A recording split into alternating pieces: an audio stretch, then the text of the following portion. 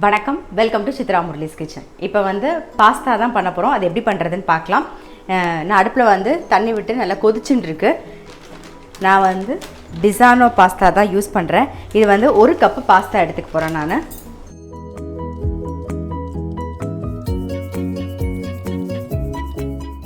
இந்த கப்பில் 1 கப் எடுத்துக்கிறேன்.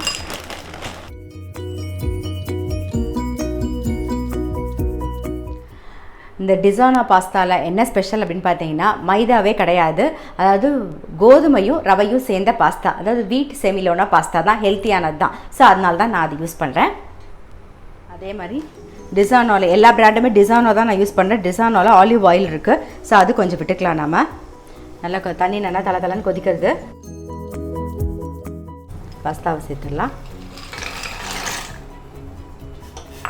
இல்லை தேவையான உப்பை சேர்த்துருவோம்.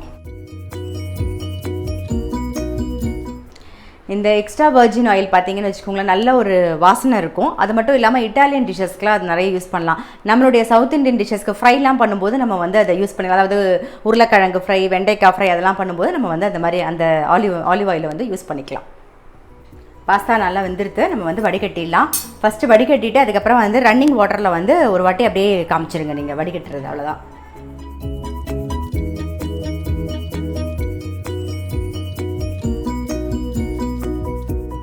அடுப்பில் வந்து கடாய் வச்சுருக்கேன்.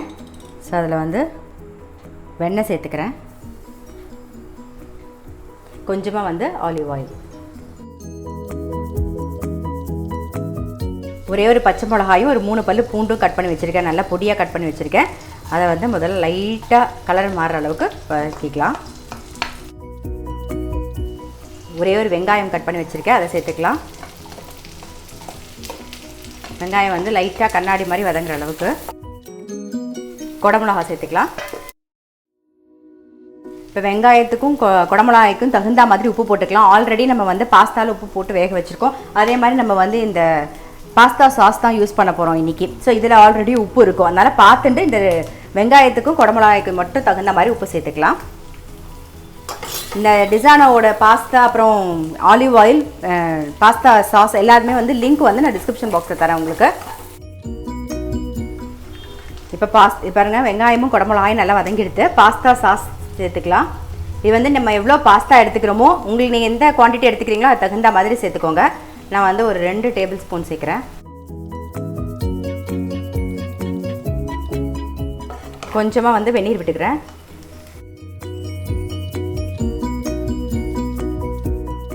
ரெட் சில்லி ஃப்ளேக்ஸ் கொஞ்சம் சேர்த்துக்கலாம். அப்புறம் கொஞ்சமாக வந்து மிளகு பொடி, மிக்ஸ்டு ஹர்ப்ஸ் கொஞ்சம் சேர்த்துக்கலாம்.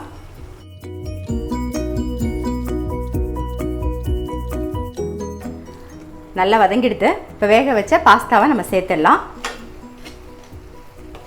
அவ்வளோதான், சிம்பிளாக. இந்த பாஸ்தா சாஸ் இருந்ததுன்னா நீங்கள் டக்குன்னு நினச்சோடனே டக்குன்னு பண்ணிடலாம். ரொம்ப சிம்பிள் தான். இதில் வேணும்னா நம்ம வந்து சீஸ் இருந்தால் சீஸ் போட்டுக்கலாம். அப்படி இல்லைன்னா வெறுமை இது மட்டுமே கூட போதும். நல்ல டேஸ்ட்டாக இருக்கும். கொஞ்சமாக வந்து சீஸ் சேர்த்துக்கலாம். நிக்கிலுக்காக கொஞ்சமாக சீஸ் சேர்த்துருக்கேன். அவ்வளோதான், நம்மளுடைய பாஸ்தா வந்து ரெடி ஆகிடுது. ஸோ நம்மளுடைய பாஸ்தா வந்து ரெடி ஆகிடுது. கண்டிப்பாக நீங்களும் உங்கள் வீட்டில் ட்ரை பண்ணி பாருங்கள். ரொம்ப சிம்பிள், ஈஸியாக தான் இருக்கும். நான் இந்த டிசானோட லிங்க் எல்லாமே டிஸ்கிரிப்ஷன் பாக்ஸில் தரேன். ஸோ வேணும் அப்படின்னு நினைக்கிறவங்க வந்து நீங்கள் வந்து ஆர்டர் பண்ணிக்கலாம்.